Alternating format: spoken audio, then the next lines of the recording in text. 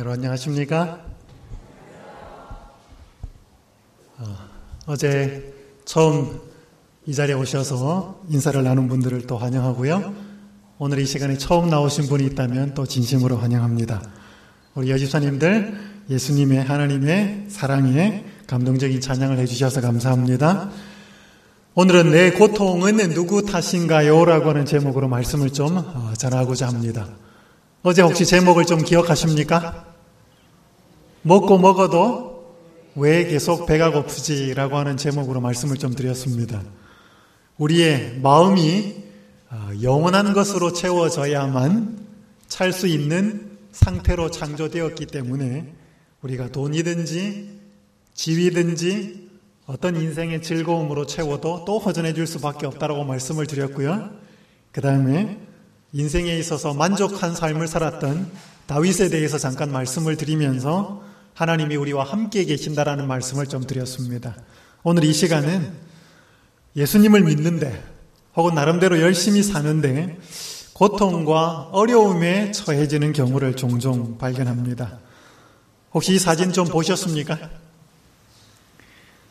올해 4월 25일 정오에 네팔의 수도 카트만두에서 일어난 진도 7.8의 강진으로 인해서 무너진 건물에 사람이 묻혀서 그 사람을 지금 구조해내는 장면입니다. 이 지진으로 인해서 최소 8,000명 이상이 죽었고요. 16,000명 이상이 부상을 입었습니다.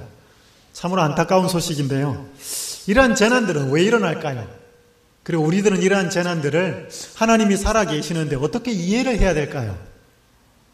말씀을 좀 살펴보겠습니다. 몇 해 전에 미국 플로리다주에 대규모의 허리케인이 태풍이 지나갔습니다. 수많은 사람이 목숨을 잃었고 많은 사람들이 전 재산을 다 잃었습니다.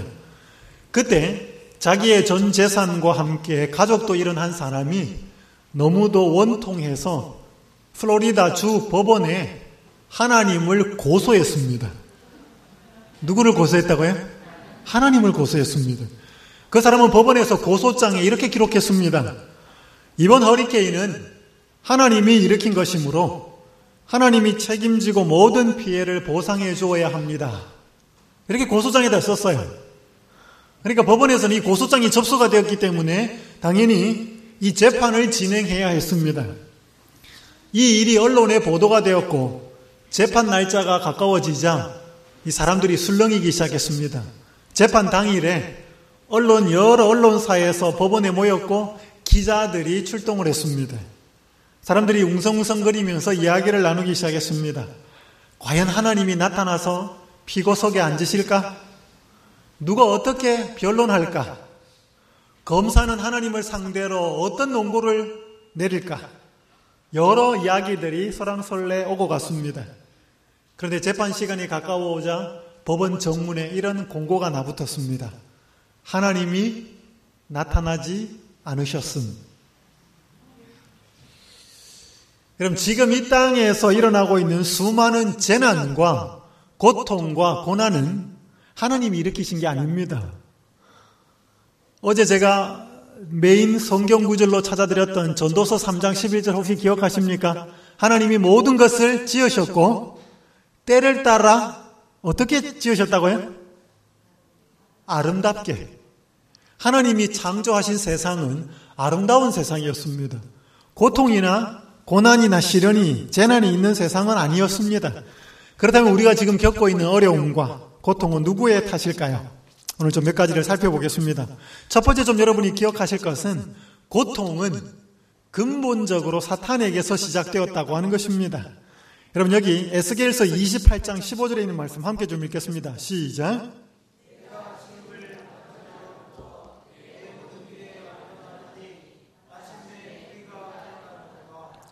하나님은 지구를 창조하시기 전에 사람을 만드시기 전에 그보다 훨씬 탁월한 존재인 천사들을 만드셨습니다. 여러분 천사 중에 가장 탁월한 존재가 있었는데 빛을 가진 자라고 하는 뜻의 루시퍼라고 하는 존재였습니다. 여러분 루시퍼라고 하는 단어는 성경에는 없습니다. 한국어 성경에는. 그런데 한국어 성경 이사야서 14장 12절에 보면 아침의 아들 계명성이라고 하는 문구가 나옵니다. 이 계명성이라고 하는 말을 여러분, 구약 성경은 히브리어로 적혀 있거든요. 이 히브리어로 되어 있는 성경을 라틴어 성경으로 바꾼 그 번역본을 불가타 성경이라고 합니다. 여러분, 이거 무슨 말인지 잘 몰라도 상관없습니다.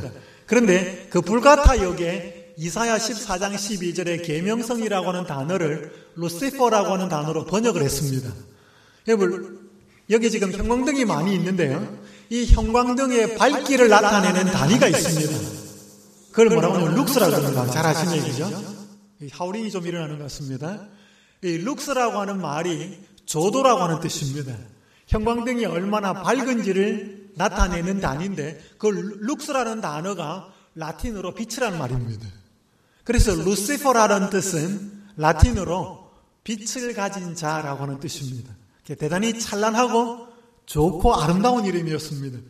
그렇게 탁월했던 천사가 여기 보니까 지음을 받던 날로부터 피조물이었는데 그 모든 길에 완전하고 문제가 없었지만 마침내 뭐가 드러났다고요?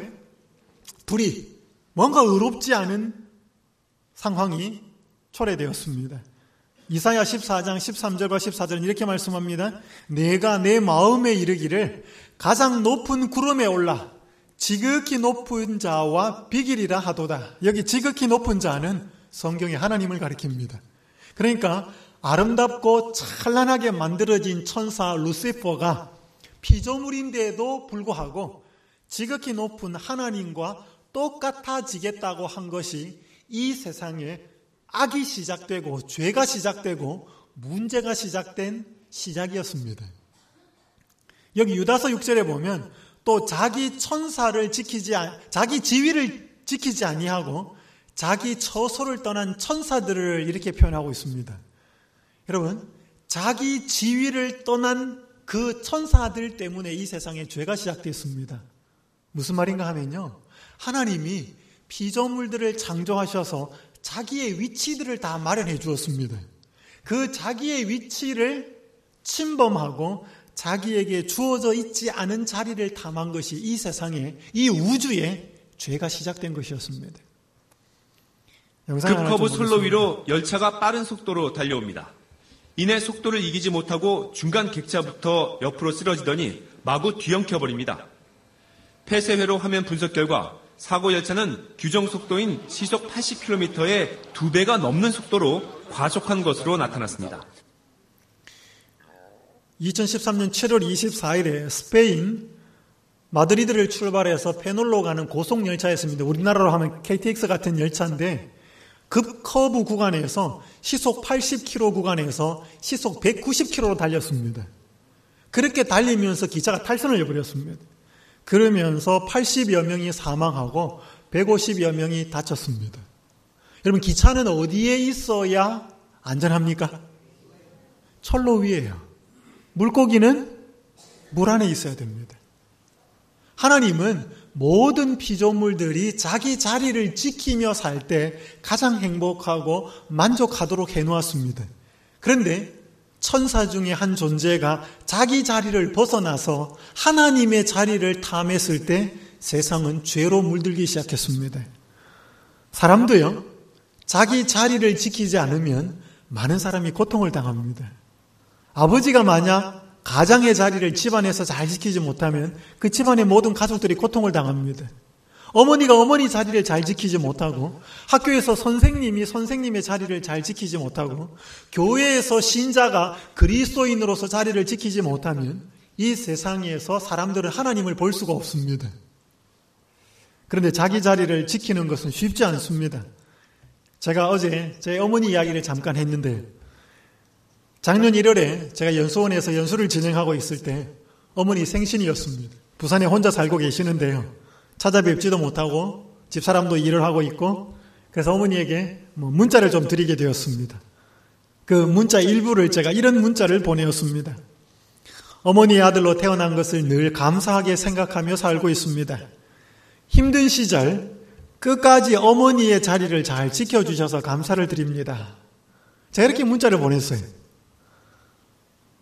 제 어머니가 39살에 과부가 되고 외삼촌이 4명인데 저희 집에 외삼촌이 찾아오면 저는 괜히 불안해졌습니다. 왜냐하면 자꾸 저희 어머니, 그러니까 여동생이기도 하고 누님이기도 한 저희 외삼촌이 찾아와서 자꾸 이 아이들 시댁에 맡기고 시집 가라고, 누님. 왜 이렇게 사냐고. 자꾸 그런 이야기를 했거든요. 그러니까 저는 외삼촌이 집에 오는 게 싫었습니다. 그런데 저희 어머니는 힘든 시절 끝까지 어머니의 자리를 지켜주셨기 때문에 삼남매가 저희들은 잘 클 수 있었습니다. 여러분, 누군가가 자기의 자리를 끝까지 지켜줄 때 문제가 조정이 되고 해결이 됩니다. 이 땅에 인간은 타락했지만 예수님이 구주로서의 자리를 온전하게 지키셨기 때문에 우리에게 지금 희망이 있는 것입니다. 우리가 이 말씀을 들으면서 이 말씀들을 나누면서 그 희망이 무엇인지를 찾고 있는 것이지요. 좀 더 창세기를 구체적으로 살펴보겠습니다. 창세기 3장 4절 5절 함께 읽겠습니다. 시작. 뱀이 여자에게 이르되 너희가 결코 죽지 아니하리라.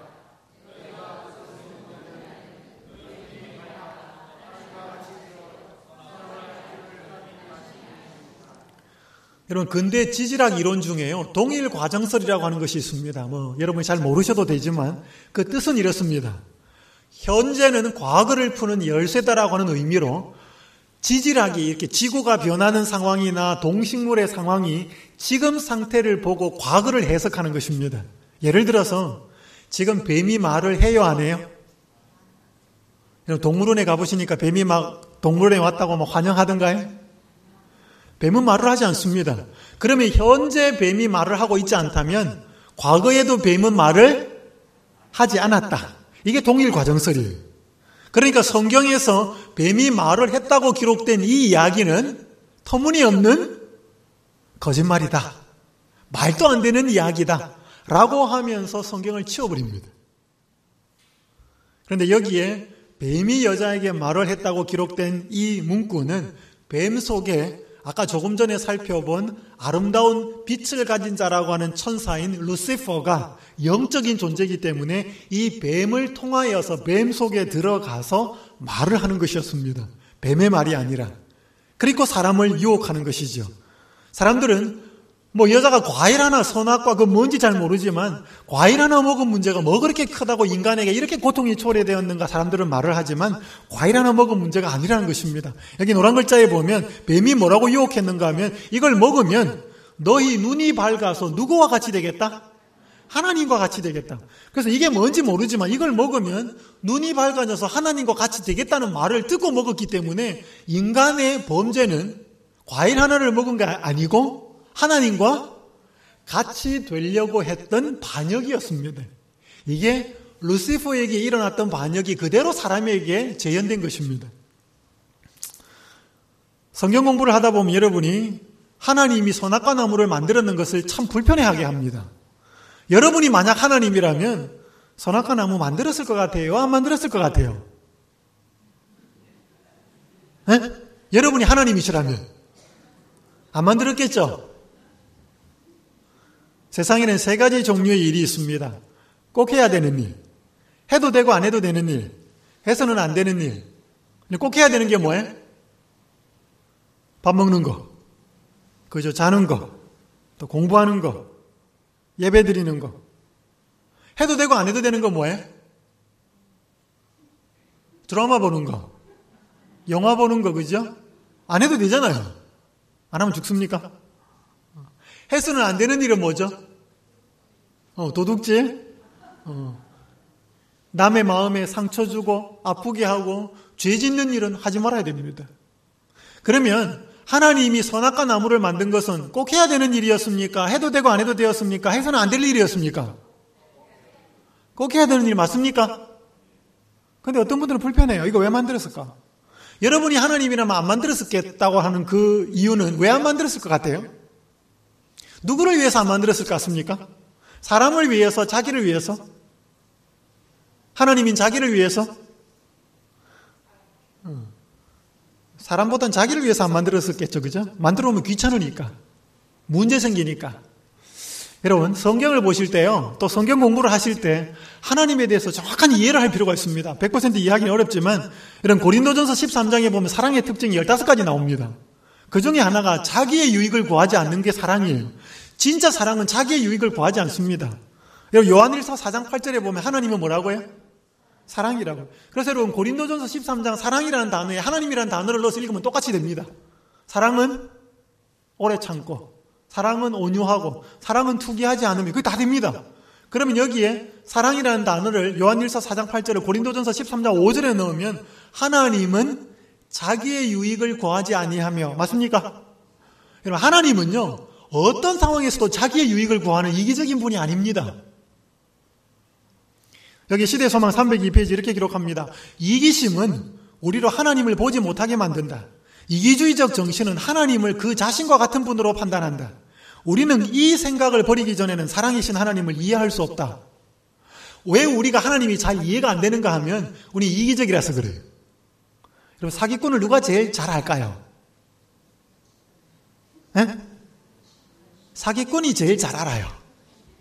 자기가 사기꾼의 심리를 알기 때문에. 여러분, 어떤 사람이 잘 속는 줄 알아요? 자기가 사람들을 잘 믿는 사람이 잘 속아요. 다른 사람도 자기 같은 줄 알거든요.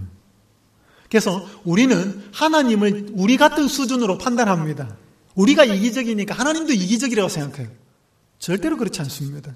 그래서 여러분, 마태복음 5장 8절에 보면 마음이 청결한 자는 복이 있나니 저희가 누구를 볼 것이요? 하나님을 볼 것이요. 오늘 우리의 마음이 하나님을 보지 못하는 이유는 우리가 마음이 청결하지 않아서 그래요. 우리의 마음에 이기심이 사라지면 이타적인 이기심이 없는 하나님이 더 또렷하게 보이는 것입니다. 선악과 나무는 하나님이 반드시 만드셔야 했습니다. 여러분, 여기 작년 2월에 러시아 소치에서 열린 올림픽에서 김연아 선수가 훨씬 잘하고 또 심판들이 뭔가 이렇게 뇌물을 받고 공정하지 못한 태도로 억울하게 은메달을 받았습니다. 여러분, 한 가지 질문을 드릴게요. 사람이 공평해요, 안 해요?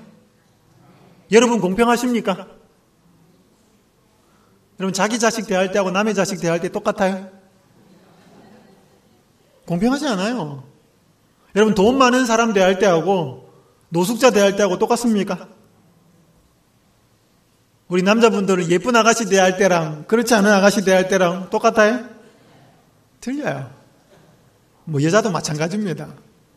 우리는요, 우리한테 잘해주는 사람한테만 잘해요. 맞습니까? 우리한테 잘해주지 못하는 사람에게 우린 절대로 잘해주지 않아요. 말이라도 그렇게 체면상 할 수는 있지만 속으로는 동의하지 않습니다. 그럼 하나님은 어떨까요? 함께 읽어보겠습니다. 누가복음 6장 35절 시작. 그는 은혜를 모르는 자와 악한 자에게도 인자로우시니라. 그분은 은혜를 모르는 자에게도 악한 자에게도 똑같이 인자롭습니다. 마태복음에 보면 똑같이 햇빛도 주고 똑같이 비도 줍니다. 우리 같으면요, 우리는 우리를 향하여 기분 나쁘게 하고 서운하게 하는 사람, 우리는 안 할 가능성이 있습니다. 하나님은 공평합니다. 그래서 제가 이제 말씀드렸잖아요. 죄인에게도 하나님은 함께 계시고 하나님을 인정하는 사람에게도 함께 계십니다.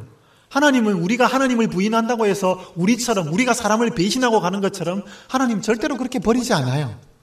그러나 곁에는 계시지만 어디에는 못 들어오신다고요? 마음에 들어오시는 것은 우리가 초청하여 드려야만 마음속에 들어오신다고 어제 말씀을 드렸습니다.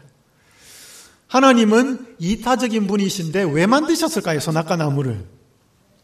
여러분, 사랑이라고 하는 것을 여러분들이 좀 더 깊이 들어가면 사랑은요, 반드시 선택할 수 있어야 합니다. 제가 집사람과 결혼을 하면서 집사람과 프로포즈를 하고 선택을 했지만 제 집사람도 저를 선택할 수 있어야 돼요. 근데 뭔가 집안의 정원과 정략적으로 저 사람은 남자는 여자를 선택할 수 있는데 여자는 남자를 선택할 수 없으면 그건 제대로 된 사랑이 아닙니다. 여러분, 하나님이 사람을 흙으로 만들었습니다. 하나님이 사람을 선택했죠. 그러면 사람도 하나님을 선택할 수 있는 권한이 있어야 되겠습니까? 있어야 그게 공평한 거예요. 근데 하나님이 사람을 만들면서 물어봤어요. 내가 너 만들어도 되냐고?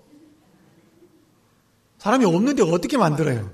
하나님이 일방적으로 선택했습니다. 그래서 흙에서 사람을 만드는 것은 하나님의 선택이었습니다. 그러면 사람을 만들어 놓고 에덴 동산에서 살게 한 사람이 하나님의 그 질서 속에서 살지 않을 수도 있었습니다. 맞습니까? 그 자유가 있어야 돼요. 하나님을 선택하지 않을 수도 있고 선택할 수도 있는데 자기가 좋아서 하나님을 선택할 수 있게 해야 그게 올바로 된 사랑이 맞습니까? 그러면 자기가 하나님을 선택하지 않을 수도 있는 게 뭐가 있습니까? 그게 선악과 나무예요. 그래서 여러분, 선악과 나무는 사람이 하나님을 선택하지 않을 자유가 있다는 것을 증명하는 나무였습니다. 그래서 만약에 선악과를 먹어서 하나님을 선택하지 않는다면 어떻게 될까요? 흙으로 가는 거예요. 원래 상태로 가는 거예요. 그건 벌이 아니고. 왜? 인간은 흙이었기 때문에. 사람들이요, 하나님을 오해하는 것 중에 하나가 하나님을 잘 믿으면 영원한 생명으로 축복을 하고 하나님을 믿지 않으면 영원히 벌을 주거나 혹은 심판을 해서 멸망을 시킨다고 생각하는데 그건 착각입니다. 여러분 여기 보십시오. 생애의 빛에 보면 하나님께서 죄인들을 하늘에서 뭐 하지 않으신다? 제외하지 않으신다. 그들이 거기에 살기에 적합하지 않기 때문에 어떻게 된다? 스스로 제외됩니다. 여러분 하나님은요, 예수님이 이 땅에 다시 오실 때 사람 죄인도 하늘에 데리고 가고 싶어 합니다. 그런데 죄인이, 악인이, 그 마음 속에서 죄를 없이 하지 못한 악인이 그 예수님 앞에 있는 것이 불편해요. 그래서 요한계시록 6장 16절에 보면 예수님 재림할 때 산과 바위에게 말하기를 우리 위에 떨어져서 보좌에 앉으신 이의 얼굴과 저 어린 양의 진노에서 우리를 가리워달라. 여러분, 큰 산하고 바위한테 우리 위에 떨어지란 말은 무슨 말이에요? 죽여달라는 말이에요. 그래서 그 하나님의 영광의 빛이 너무나 어마어마해서 그걸 피하고자 하는 것이 죄인들의 선택이라고요. 그래서 하나님은 이 땅에서 예수님과 잘 살고 동행하는 훈련을 한 사람에게 나 예수님과 영원히 살고 싶어요 라고 하는 사람에게 그렇게 축복하고요. 이 땅에서 그걸 배우지 못하고 죄와 살고 세상으로 쾌락적으로 산 사람에게는 그 죄를 버리지 못했기 때문에 죄를 향하여 진노하시는 하나님이 두려워서 그 예수님 앞에서 사라지기를 원하는 죄인들에게 자기들이 원하는 것이 그것이기 때문에 그대로 해주는 게 뭐예요?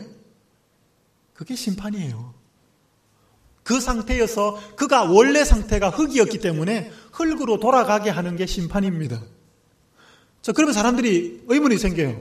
자기가 원해서 선악과를 따먹고 그러면 죽게 되었으면 가만 놔두면 되지. 뭐 또 예수님을 보내가지고 죽게 하고 믿으라 그러고 왜 그래요? 가만 놔두면 되지. 인간이 범죄한 것과 루시퍼가 타락한 것은 달라요. 루시퍼는 악을 스스로 만들어낸 겁니다. 그 마음속에 불의가 생긴 거예요. 그러나 사람은 유혹받은 거예요. 물론 본인이 동의도 했지만 자기의 의지보다 더 강한 존재에 의해서 유혹을 받은 것입니다.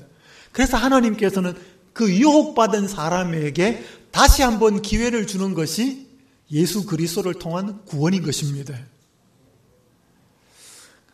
근데 여러분 성경을 읽다 보면 또 이제 기분이 조금 안 좋은 게 있습니다. 한 사람이 죄를 지었는데 한 사람은 아담이에요. 한 사람이 죄가 지어서 왜 모든 사람이 죄인이고 또 한 사람 때문에 왜 모든 사람이 죽어요? 이게 또 헷갈립니다. 그죠? 여러분 어차피 지금 이 시간에는 좀 성경을 배우는 시간이기 때문에 저는 학교 다닐 때 제일 싫었던 게 단체 기합 받는 거였습니다. 내가 잘못해서 기합 받으면 괜찮는데 왜 도매금으로 넘어가서 같이 기합 받는 거는 싫었습니다.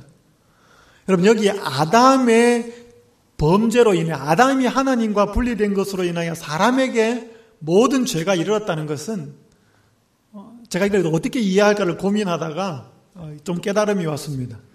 여기 보이는 게 뭐예요? 멀티탭이죠, 그죠? 이런 게 집에 하나씩 다 있습니다. 아담은 이런 존재예요. 그래서 아담은 이 멀티탭 같은 존재인데 하나님에게 연결되어 있는 존재고 이런 멀티탭에 휴대폰 충전기도 꽂고 드라이기도 꽂고 다 꼽히는데 아담이 이런 존재여서 아담으로부터 모든 존재가 다 태어나게 되어 있었습니다. 근데 아담이 하나님으로부터 플러그가 빠져버렸어요. 그러니까 여기에서 태어나는 모든 사람들은 뭐예요? 플러그 다 빠져버린 거예요. 이게 인간의 상태입니다. 그래서 하나님과 분리된 것이 인간이 죄인이란 뜻입니다. 그러면 예수 그리스도는 어떤 분인가? 예수님도 이런 플러그 같은 존재예요. 그래서 우리 모두는 아담에게 이제 붙어봐야 소용이 없습니다. 우리 모두는 예수 그리스도에게 개인적으로 연결이 되어야 예수님은 하나님과 연결이 되어 있는 존재거든요. 그렇게 예수님을 통해서 하나님과 개인적으로 연결되는 것을 성경에서는 구원이라고 이야기합니다. 좀 이해되십니까? 그래서 아담과 예수님이 다 이렇게 멀티플러그 같은 존재로서 하나님과 연결되어 있고 하나님과 빠져버린 존재이기 때문에 그에 따르는 모든 존재들도 그렇게 된 것입니다. 그래서 여기 보면 인류의 모든 족속을 한 혈통으로 만드다. 이 한 혈통은 아담이에요. 그래서 하나님은 인류의 모든 족속을 아담 한 사람으로 통해서 만들었기 때문에, 그래서 여러분 왜 아담에게 갈비뼈를 통해 흙 위에서 여자를 안 만들고 갈비뼈를 통해서 만들었어요? 그래서 아담에게 갈비뼈를 통해서 여자가 만들어져서 결혼을 했을 때 아담은 한 사람이에요? 두 사람이에요? 예? 한 사람이에요. 여러분, 부부는 한 몸이라고 하는 것은 공자가 말하는 것이 아니고 성경적인 사상이에요. 그래서 한 사람을 통해서 사람이 나오게 돼 있었습니다. 그래서 여기가 하나님으로부터 분리가 되어버렸기 때문에 아담의 모든 자손들은 다 플러그 빠진 존재들이 되어버린 것입니다. 이걸 성경에서는 죄인이다라고 표현하는 것입니다.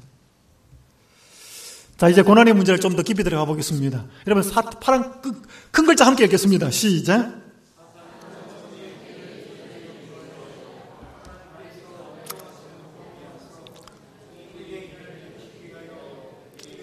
자, 보십시오. 사탄은 천연계의 비밀을 자세히 연구하여 하나님께서 허용하시는 범위 안에서 천연계의 이변을 일으키기 위하여 그의 전력을 기울인다.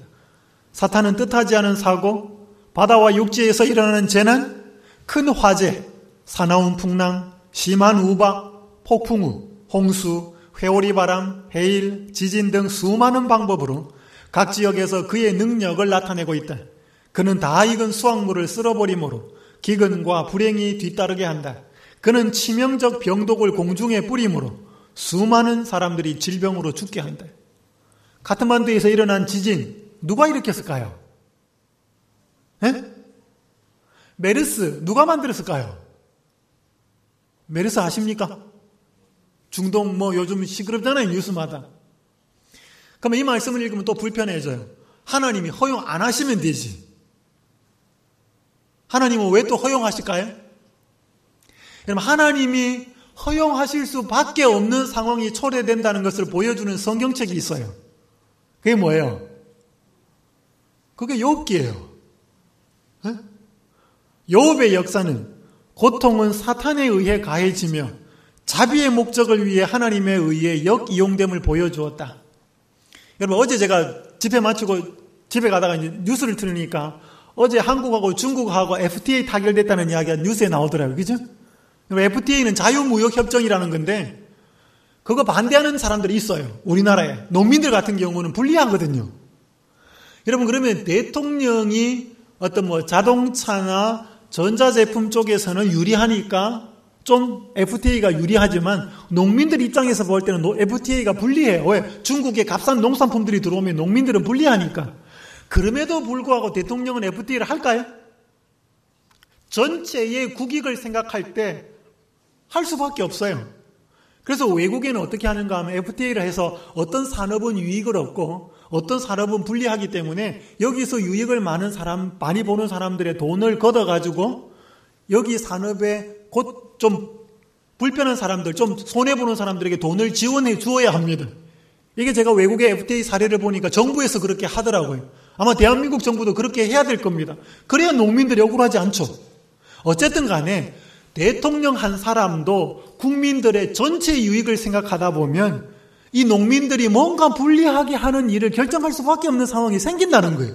그럼 온 우주를 통치하시는 하나님도 뭔가 선악의 대쟁투 속에서 사탄이 천연계를 통해서 사람들을 고통스럽게 하는 일이 일어나는 일을 허용할 수밖에 없는 상황이 있기도 하겠다는 것입니다. 우리가 다 모릅니다, 그걸. 어쨌든 간에 이걸 조금이나 맛보는 게 욥기예요. 그런데 사탄은 고통만 주는 게 아닙니다. 여기 함께 읽겠습니다. 각시대 대쟁투 589페이지 시작. 사탄은 하나님께서 특별히 보호하지 아니하시는 모든 자들을 지배한다.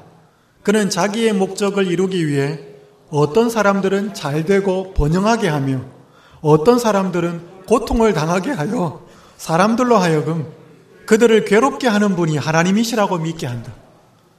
여러분, 사탄은요, 어떤 사람들은 지질이 또 가난하게 만들어서 하나님 안 믿게 만듭니다. 너무 바빠서. 어떤 사람들은 너무 번영하게 만들어서 하나님 안 믿게 만듭니다. 그렇게 할까요? 여기 누가복음 4장 5절 6절에 보면 예수님 시험할 때 사탄이 나한테 절하면 이거 다 주겠다 그랬어요.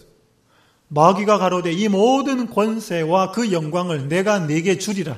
이것은 내게 넘겨준 것이므로 나의 원하는 자에게 주노라. 이게 원래 아담에게 준 거예요. 하나님이. 아담이 이게 뺏겨버렸어요. 그래서 사탄은 자기에게 절하는 사람, 자기를 경배하는 존재들을 잘 살고 번영하게 할 수 있을까요? 있어요. 여러분, 그렇기 때문에 오늘 우리가 잘 사느냐 못 사느냐가 목적이 아닙니다. 우리는 사탄이 잘 살게 해줄 수도 있다니까요. 하나님이 잘 살게 해주셔야지. 사탄이 잘 살게 해주는 상황 속에서는 하나님을 찾지 않게 되는 것이죠. 그래서 잘 사느냐 못 사느냐가 아니고 하나님 안에 있느냐 그렇지 않느냐가 더 중요하다는 사실을 기억해야 합니다. 여기 야마가타 켄지라고 하는 일본인 의사가 쓴 숨겨진 하나님이라고 하는 책이 있습니다. 고난은 개인의 부주의, 나태한 생활, 고의적인 죄 등과 같이 그래서 우리가 잘못해가지고 고난이 있을 수도 있어요. 어제 제가 교통법규 이야기했습니다.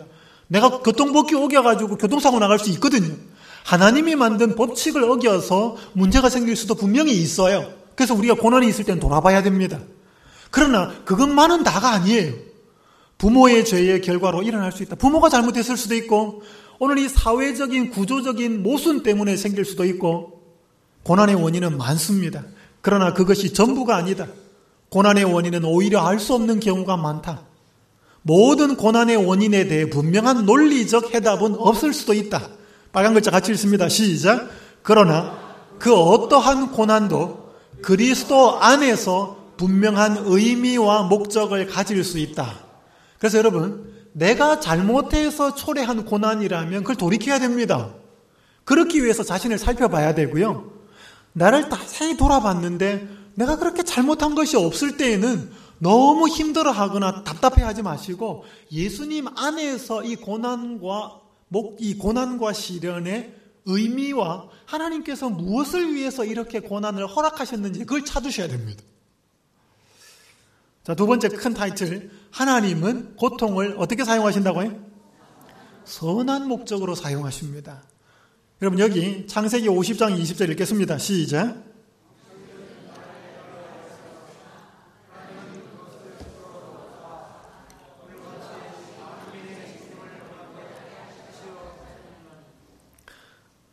요셉이 한 말입니다. 좀 제가 넷째 날 이 부분을 좀 자세히 설명을 드릴 테지만 하나님은 형들이 요셉에게 해를 끼쳤지만 하나님은 그것을 뭘로 바꾸셨다? 손으로.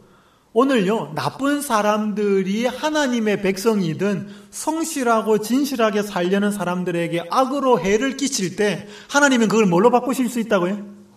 손으로 바꾸실 수 있는 분이라고 하는 사실을 기억하셔야 합니다. 여러분, 고통은 반드시 나쁜 것은 아닙니다. 고통은 우리 몸의 경보장치입니다. 여러분, 우리 몸에 무릎이 아프고 두통이 있고 허리가 아프고 뭔가 아프다고 하는 것은 우리 몸에 이상이 있다는 뜻입니다. 맞습니까? 여러분, 고통은 몸의 질병을 진단하는 데 있어서 아주 중요한 단서가 됩니다.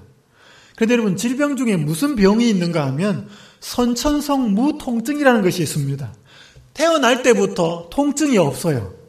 좋을까요? 나쁠까요? 에? 여러분, 너무 뜨거운 데 가니까 이렇게 손을 대고 있어도 뭐예요? 통증이 없이 익어버립니다, 이거. 너무 추운 데 가 있는데도 뭐예요? 동상이 걸려가지고 지금 발을 잘라야 될 상황인데도 고통이 전혀 없어요. 제가 알고 있는 한 부자가 이런 분이 있어요.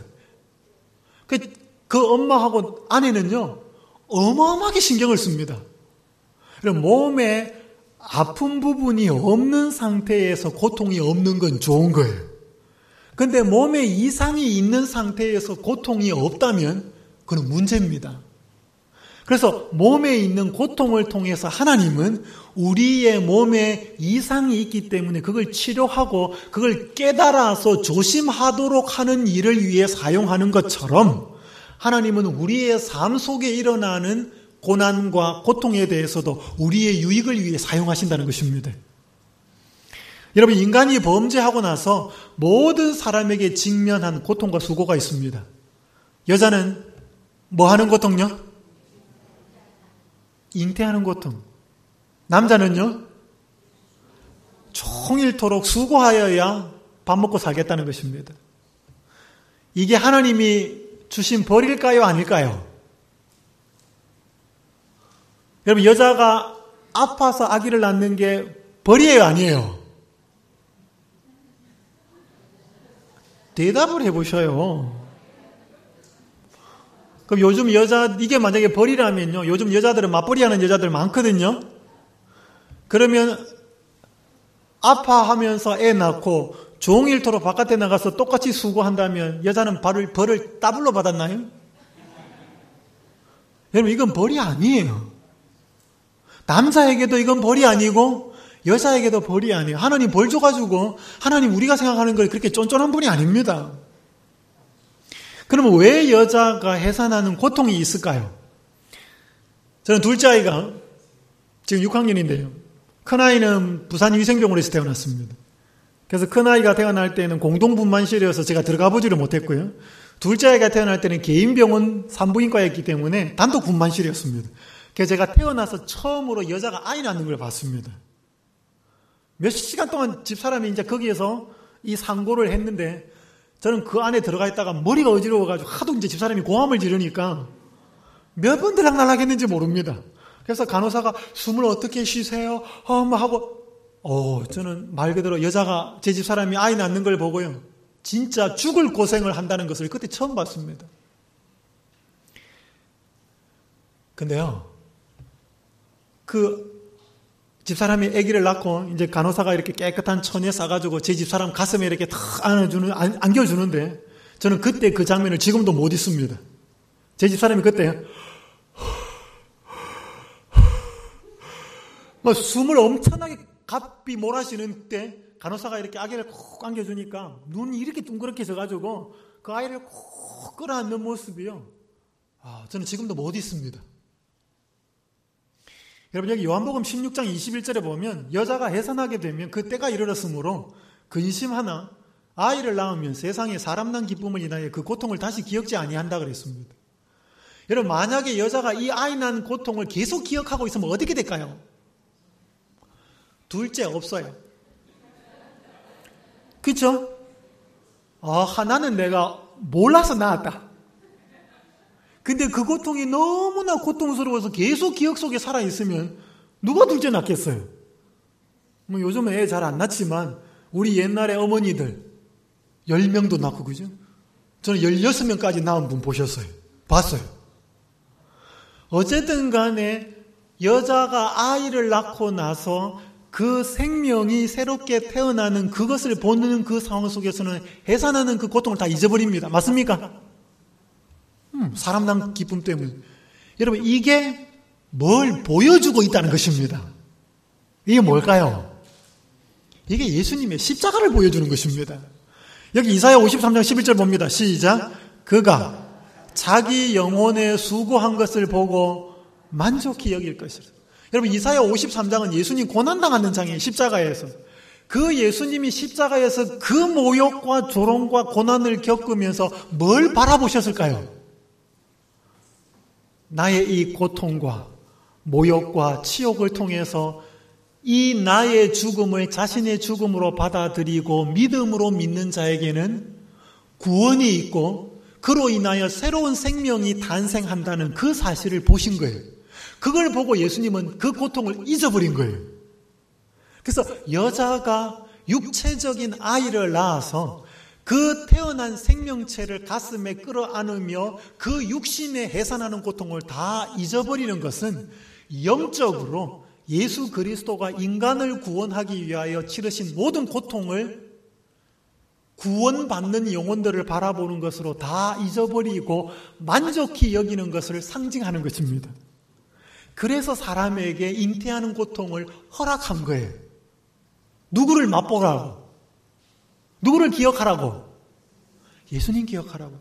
그래서 제가 분만실에 집사람하고 들어갔을 때 간호사하고 의사들 오기 전에 제가 집사람을 붙잡고 기도했다니까요. 하나님, 집사람이 지금 이제 이 상고의 고통을 통해서 아기를 낳을 텐데 예수님이 그 갈바리에서 그 십자가에 달려서 인간 구원을 위해 고통하고 몸부림쳤던 그것을 희미하게나마 깨달을 수 있도록 도와주십시오. 제가 분만실에서 저희 집사람을 붙잡고 그 기도를 했다니까요. 그럼 남자에게는 왜 종일토록 수고해서 먹고 살도록 만들어 놨을까요? 여러분, 이 가시덤불과 엉겅퀴입니다. 여러분, 여기 창세기 3장 18절에 보면 땅이 너에게 가시덤불과 엉겅퀴를 낼 것이라 이렇게 되어 있는데, 죄송합니다. 제가 영어 성경을 갖고 왔는데요. 영어 성경에 보면은 It will produce thorns and thistles for you라고 나와 있습니다. 여기 for가 왜 나와 있는가 하면, 제가 이게 지금 계속 물컵을 마시는데요. 제가 2009년에 성대 수술을 했기 때문에 목이 좀 약해서 물을 많이 마시는 걸 좀 양해를 구합니다. 제가 이게 컵을 들고 여러분에게 이 컵을 드릴 때, 죄송합니다. 제가 영어를 좀 쓰겠습니다. I will give this cup to you 하고 for you는 달라요. 제가 여러분에게 to you 하면서 이 컵을 주면 이 컵 치우라는 건지 이 컵 가지고 설거지 해라는 건지 그게 뜻이 없어요. 그냥 주는 거예요. 근데 I will give this cup for you 하면 뭐예요? 여러분을 위해서 주는 거예요. 이거는 저를 위해서가 아니고, 이게 무슨 선물이든지 뭔가 보물이든지 받는 사람을 위해서 주는 거예요. 그래서 여기 뉴 킹 제임스 버전에도 똑같이 for you예요. 이게 히브리 원어를 찾아보니까 똑같이 for예요. 그러면 이 말은 창세기 3장 18절은 번역이 이렇게 돼야 됩니다. 땅이 너를 위하여 가시덤불과 엉겅퀴를 낼 것이라, 이렇게 돼야 됩니다. 무슨 말이에요?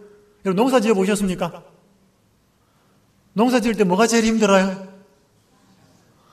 저는 제 아버지가 기관사여가지고요, 뭐 돌아가시기 전에 오래 사시진 않았지만 기관사였기 때문에 저는 부산하고 대구에서 주로 살았습니다. 그래서 저는 농사를 한 번도 안 지어봤어요. 근데 제가 원주 재림연수원에 가서 농사 처음 지어봤어요. 씨 뿌리는 건 할만해요. 추수하는 거 할만해요. 와, 근데 여름에 풀 뽑는 거 이거 정말 싫어요. 제초 작업하는 거 이거 비 한번 오고 나면 얼마나 잘 자라는지. 여러분, 만약에 가시덤불과 엉겅퀴 잡초들이 안 자라면 얼마나 좋아요. 근데 이게 어떻게 사람을 위해서 주는 거예요?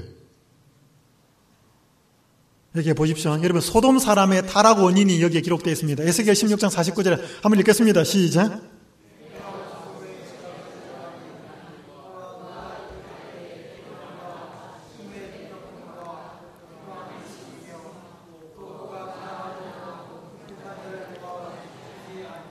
여러분, 소돔의 죄를 여기에 네 가지를 이야기합니다. 교만했다, 식물이 풍족했다, 태평했다, 가난하고 궁핍한 자를 도와주지 않았다, 무자비했다 그랬습니다.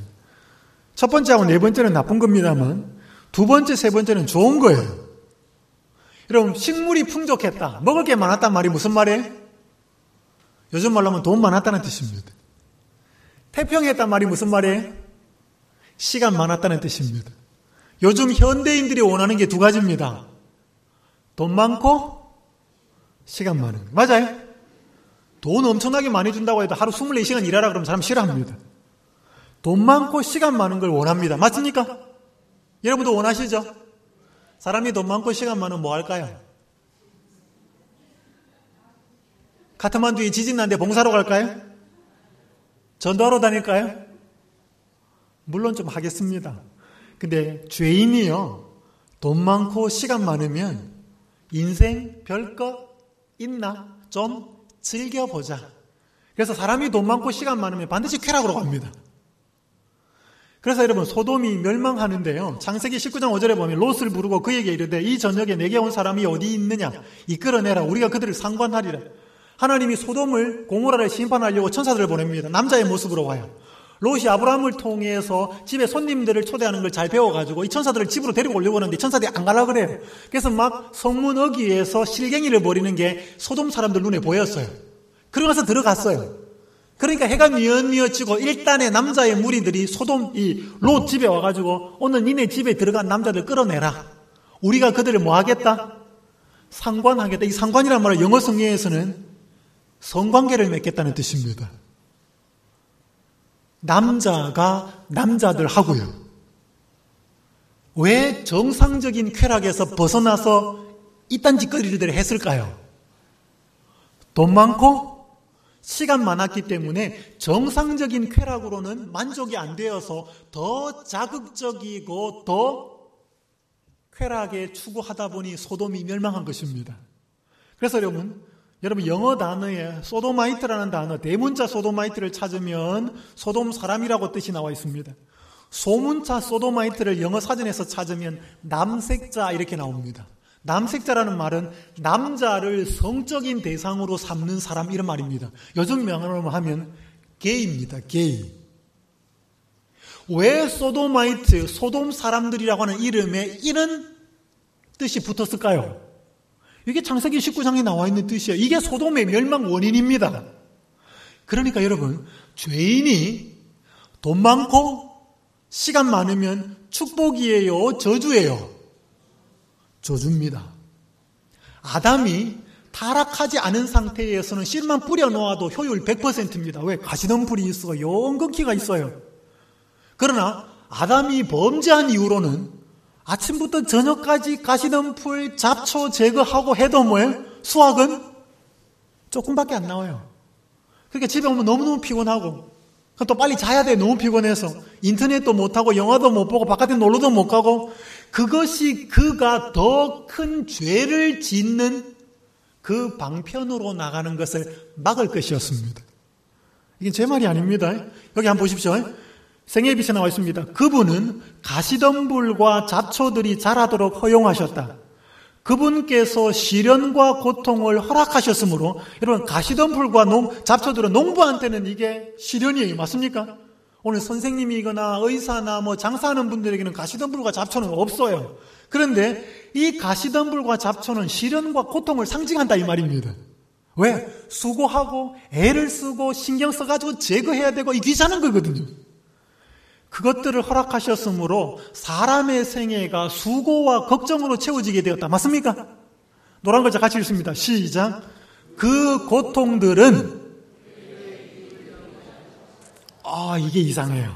봐요. 사람의 생애가 수고와 걱정으로 채워져서 애를 쓰고 살아야 하는 것이 우리를 위한 뭐다고요? 유익이라고요. 동의하십니까? 그거 없어져야 유익 아니에요? 오늘 여러분이 지금 머릿속에 꽉 내려들고 있는 그 무거운 짐, 돈 문제든 건강 문제든 자식 문제든 어떤 문제들의 그 수고와 아픔이 사라져야 유익 아니에요? 여러분 그것이 바로 우리에게 유익을 위해서 허락되었다는 것입니다. 이거 어떻게 이해하시겠습니까? 여러분 3월에 꽃이 피기 위해서 바람이 많이 붑니다. 춥죠, 그죠? 꽃샘추위라 그러지 않습니까? 식물학자들의 말에 의하면 3월에 부는 강한 바람은 나무들에게 꼭 필요한 바람이래요. 그래서 이 초봄의 강한 바람에 가지와 나무가 많이 흔들려야 필요한 영양분이 위로 잘 올라간답니다. 많이 흔들려야 이게 영양분을 뽑아올리고 그리고 뿌리가 땅속에 깊이 내린답니다. 그래서 초봄에 부는 강한 바람은 그 초봄에 싹을 틔워야 하는 나무에게 반드시 필요한 바람이라는 거예요. 근데 우리는 어떻게 생각해요? 이 바람이 왜 이렇게 불지? 그게 나무에 꼭 필요한 바람인 것처럼 오늘 우리 인생에도 부는 시련의 바람이 있을까요? 그게 우리에게 필요할까요? 쓸데없는 걸까요? 필요하기 때문에 하나님이 허락하신다는 겁니다. 찰스 스펄전 목사가 이렇게 이야기했습니다. 나는 종종 병실에 있었던 시간을 감사하는 마음으로 되돌아본다. 나는 다른 어떤 곳에서보다 고통의 침상에 있었을 때 은혜 가운데 가장 성장했음을 확신한다. 언제 가장 성장했다고요? 아플 때. 여러분 제가 남자들한테 많이는 못 물어봤지만 당신들이 어디에서 가장 성숙했습니까? 물으면 남자들 중에 많은 분들이 군대 이야기해요. 하고 싶은 거 못하고 하기 싫은 거 해야 했던 상황 속에 세상을 배우고 인생을 배우는 거죠. 여자분들한테 물어보면요. 시집가서 아이 낳았을 때 그때 친정엄마, 시어머니 이해하는 폭이 훨씬 달라졌다고요. 힘든 상황이 사람을 성숙하게 만드는 것처럼 오늘 우리에게 있는 시련과 고통은 절대로 무익하지 않다는 것입니다. 여러분 여기 시편 119편 71절 읽겠습니다. 시작.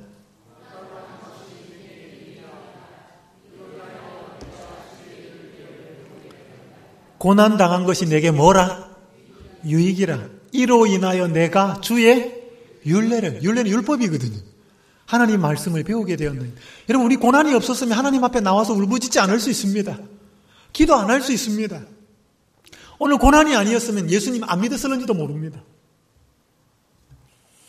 그래서 우리는 고통의 때에 어떠한 원인, 혹 내가 잘못했든지 아니면 내 주위 사람이 잘못했든지 아니면 사회적인 구조적인 문제로 잘못했든지 어떤 간에 그것보다 우리는 어떤 순간의 고통에도 하나님을 찾아야 합니다.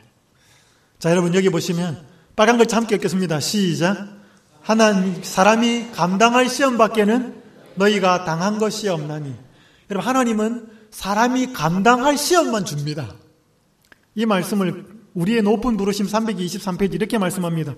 우리의 하늘 아버지께서는 믿는 자들에게 이르러 오는 시험을 당신께서 허용하시기 전에 모든 시련들을 재어보시고 달아보신다.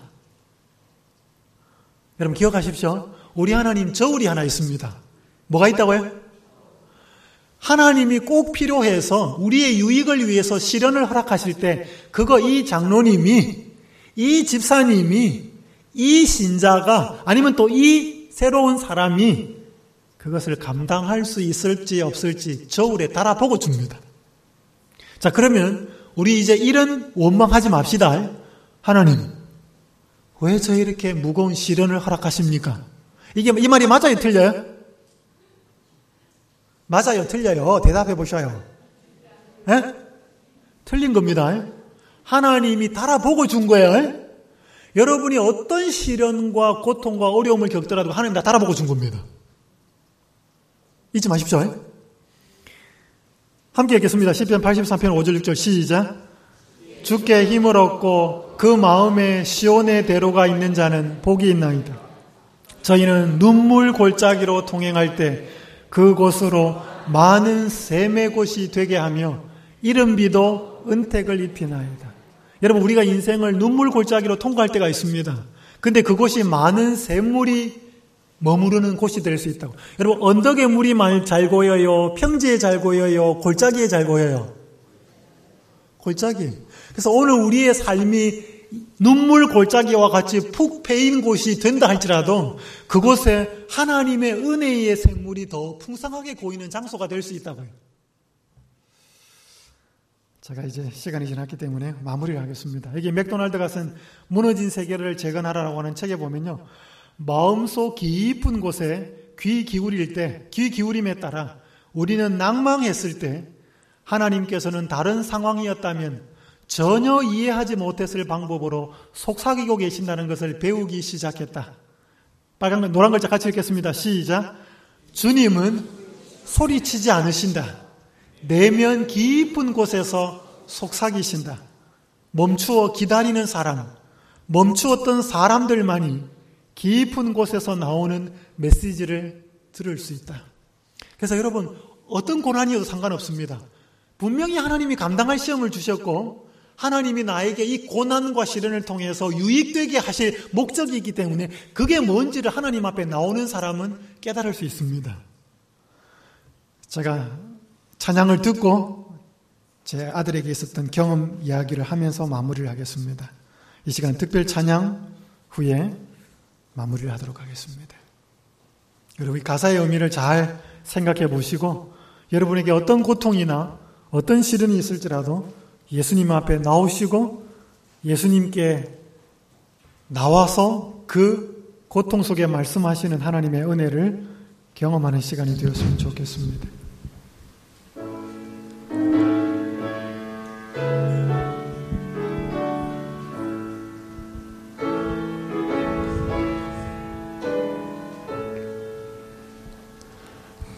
고통의 멍에 벗으려고 예수께로 나오니 자유와 기쁨 베푸시는 주께로 옵니다. 병든 내 몸이 튼튼하고 빈궁한 살림 부해지며 죄악을 벗어버리려고 주께로 옵니다.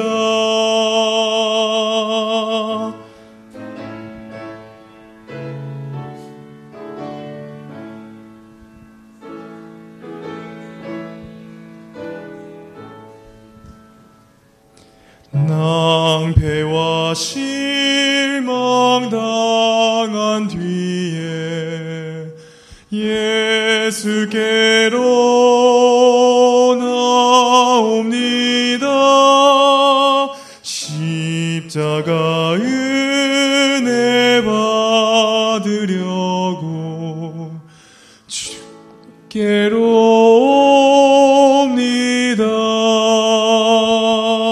슬프던 마음 위로받고 이 생의 풍파 잔잔하며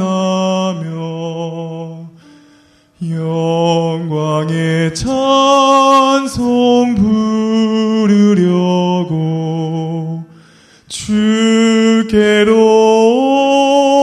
옵니다.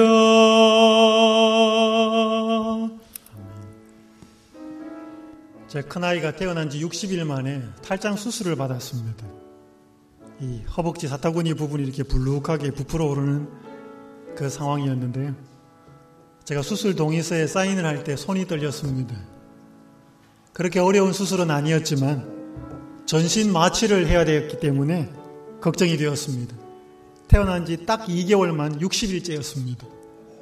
수술을 마치고 의사가 나오면서 집사람과 저에게 두 가지를 부탁을 했습니다. 하나는 아이가 전신 마취를 했기 때문에 폐 기능이 일시적으로 약해지기 때문에 아이를 많이 울려야 폐 기능이 살아난다고 하면서 많이 울리라고 이야기를 했습니다. 두 번째는 만 하루 동안 물을 주거나 젖이나 우유를 주면 안 된다고 했습니다. 수술한 이 부위가 빨리 아물도록 하기 위해서 만 하루 동안은 수분을 전혀 공급하지 말아야 한다고 의사가 저와 집사람에게 이야기를 했습니다. 이제 병실로 옮기고 아이가 깨어나고 울기 시작했습니다. 저는 그 60일 된 아이에게 너가 탈장에 걸려가지고 아빠가 이 부산위생병원에 데리고 와서 수술 동의서에 사인을 해서 너가 의사가 수술을 마쳤고 마취가 풀리고 수술한 부위가 아파서 지금 울고 있다라고 설명을 해줄 수가 없었습니다. 60일 된 아이에게 그 아이가 아픈 이유에 대해서 아무리 그 아이에게 설명을 해줄 방법이 없었습니다. 저는 물을 줄 수가 없었습니다. 그리고 저는 우는 아이를 달랠 수도 없었습니다. 저는 그때 아주 중요한 두 가지 영적인 진리를 깨닫게 되었습니다. 그것은 바로 오늘 그 이후로 제 인생을 살아갈 때 제 눈에서 눈물이 흐르고 제 인생에 있어서 우는 일이 발생할 때 제 아이에게 눈물이 흘러야 울어야 폐 기능이 살아나는 것처럼 그 눈물이 제 아이에게 유익한 것처럼 제가 앞으로 살아갈 때 제 눈에 어떤 눈물이 흐르더라도 그것은 제 인생에 유익한 눈물일 수 있겠다라고 하는 생각이 들었습니다. 이게 첫 번째였고요.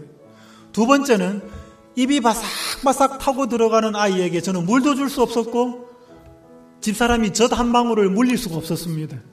그렇게 바삭바삭 타고 들어가는 그 갈증을 바라보며 저는 아무것도 해줄 수가 없었습니다. 저는 그때 두 번째 깨달음은 제가 인생을 살아가면서 인생에 목마름이 있을 텐데 제 삶에서 간절히 이루어지기를 원하는 바람이 있을 텐데 그것이 이루어지지 않는 것이 제 인생의 유익일 수 있겠다고 하는 생각이 그때 깨닫게 되었습니다. 목마름도 눈물도 하나님이 다 설명해 줄 수는 없지만 제 유익을 위해서 하나님은 지켜보실 수밖에 없겠다라고 하는 생각이 들었습니다. 그러면서 제가 이렇게 기도했습니다. 하나님 아버지, 이 아들이 고난당한 이 일로 인해서 하나님 저에게 이렇게 깨달음을 주셨으니 제가 앞으로 살아가는 동안 어떤 눈물이 흐르고 어떤 간절한 목마름이 이루어지지 않는다 할지라도 하나님 원망하지 않게 해주십시오.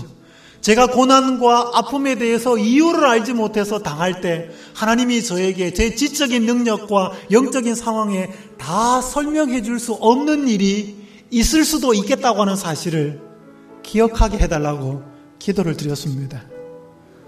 사랑하는 여러분들이시여, 오늘 우리가 때때로 눈물 흘리고 가슴 아파하는 일이 우리에게는 필요 없는 것처럼 보이지만 우리 유익을 위해서 사용될 수도 있습니다. 오늘 우리가 간절히 원하는 것이 꼭 이루어졌으면 나에게 인생에 너무너무 좋을 것처럼 보이지만 그것이 성취되지 않는 것이 먼 상황을 보았을 때 우리에게 진정한 유익이 된다는 사실도 잊지 마시기 바랍니다. 하나님은요, 우리에게 지금 우리가 당하는 고통과 시련에 대해서 다 설명할 수 없습니다. 그러나 분명한 것은 우리의 유익을 위해서 사용하고 계시다는 뜻입니다.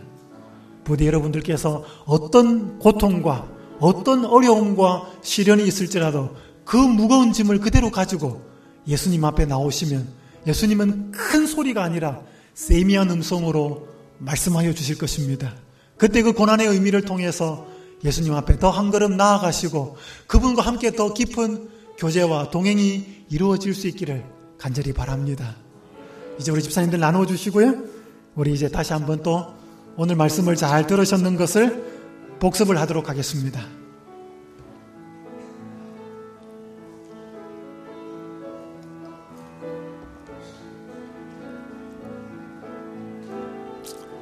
여러분 이제 퀴즈 내용을 받으시면서요, 내일 강의를 잠깐 소개해 드리겠습니다. 내일은 뭐로 가도 서울만 가면 된다가 아니고요, 이 끝을 올리셔야 됩니다. 뭐로 가도 서울만 가면 된다. 사람들이 이 말을 언제 쓰는가 하면 과정이 어땠든 간에 상관없이 결과만 좋으면 된다, 그런 뜻으로 하나가 쓰이고요. 야, 세상에 종교가 참 많아, 다 착한 일 하라 그러고 선한 일 하라 그러니 아무 종교나 믿어도 끝은 다 같아, 그러니 굳이 뭐 힘든 신앙 할 필요 없어 라고 하는 때 쓰입니다. 과연 그 말이 맞은지 세상의 여러 종교들을 좀 비교해 보면서 예수 그리스도가 말하는 이 신앙과 믿음의 핵심이 뭔지를 살펴보겠습니다. 또 내일 이 저녁 시간에도 여러분 시간을 구분하시고 참석하실 수 있으면 좋겠습니다. 자, 오늘 내 고통은 누구 탓인가요? 짧게 살펴보겠습니다. 함께 읽겠습니다. 시작. 인간 고통의 근원은 하나님이 아름답게 창조하신 천사 중 하나가 하나님과 같이 되려던 반역에서 시작되었다. OX. 어입니다. 그죠? 루시퍼가 꾀는 자, 유혹하는 자, 속이는 자라는 뜻의 사탄이 되었습니다. 2번 읽겠습니다. 시작. 하나님은 인간의 육체적 고통뿐 아니라 마음의 고통까지도 사람의 유익을 위한 선한 목적으로 사용하신다. OX. O입니다. 그죠? 네. 세 번째, 하나님은 사람이 감당할 수 없는 시험도 허락하신다. OX. X. 고린도전서 10장 13절 기억하십시오. 저울 달아보고 주신다 그랬습니다. 네 번째 읽습니다. 시작. 사람이 고통과 시련 중에서 하나님을 찾을 때 얻을 수 있는 큰 축복은 그분의 은혜의 샘물이 낙심한 마음에 더 풍성히 채워진다는 것이다. 아까 제가 이야기했죠, 그죠? 우리 인생의 눈물 골짜기를 통과할 때 그곳이 많은 샘물의 곳이 되게 할 수 있다라고 말씀을 드렸습니다. 다섯 번째, 나는 고통과 시련 가운데 위로와 힘을 얻기 위해 성경 공부를 통해서 하나님을 더 알기 원한다. 그래서 여러분, 이번 기회에 꼭 성경 공부를 하지 않고 또 이 자리에 오신 분이 있다면 우리 여기 계신 목사님들과 한번 성경 공부를 해보시면 고통과 고난의 그 의미와 말씀하시는 하나님의 뜻을 더 분명히 깨닫게 되실 것입니다. 우리 또 여러분의 그 성함 적으시고요, 또 기도 제목 적으시면 제가 여러분을 위해서 기도하도록 하겠습니다. 기도하겠습니다. 하늘에 계신 아버지 하나님, 오늘 저희가 말로 표현할 수도 또 생각하기도 힘들고 어려운 인생의 시련과 고통 중에 있을 때가 많이 있습니다. 사람들에게 이야기할 수 없는 시련이 있지만 우리 하나님 그 고통이 무엇인지 알고 계심을 인하여 감사합니다. 육체의 고통을 사람의 몸의 질병의 치료를 위해 사용하듯이 오늘 우리의 몸에 있는 마음에 있는 고통들을 우리의 선한 목적을 위해서 사용하심을 인하여 감사합니다. 여인의 해상 고통이 십자가의 고통을 깨닫게 하기 위해서 남자의 애쓰고 수고하는 모든 인생의 노고가 인간들이 더 죄의 방편으로 빠지는 것을 막는 하나님의 도구임을 깨닫게 해주셔서 감사합니다. 저희가 원하는 대로 이루어지지 않고 인생에 갈증이 있고 목마름이 있고 눈물이 있을 때 그것을 원하는 대로 해결받기 원하지만 때때로 그것이 그렇게 되지 않는다 할지라도 하나님은 여전히 살아계시고 우리를 가장 선한 길로 인도하신다는 사실을 깨닫게 해주셔서 감사합니다. 사랑하는 우리 머리 숙인 분들이 모두 다 어떠한 고난과 시련 중에 그 무거운 짐을 그대로 예수님 앞에 가지고 나가서 예수님 앞에 내어놓고 말씀하시는 음성을 듣게 하여 주시고 그 예수님 앞에서 수고하고 무거운 짐이 내려지고 벗어지고 진정한 자유와 참심을 얻을 수 있도록 허락하여 주시옵소서. 가는 밤 또 하나님 발걸음을 지켜주시고 내일 하루의 생애를 평안하도록 지키시고 다시 말씀을 잡는 자리에 나와 하나님이 누구이신지를 더 깊이 깨닫는 축복의 한 주간 되도록 역사하여 주시옵소서. 고통과 시련을 우리의 선한 유익의 목적을 위해 사용하시는 우리 주님 예수님의 이름으로 간절히 기도하옵나이다. 아멘. 안녕히 돌아가시고요. 또 내일 저녁에 뵙도록 하겠습니다. 감사합니다.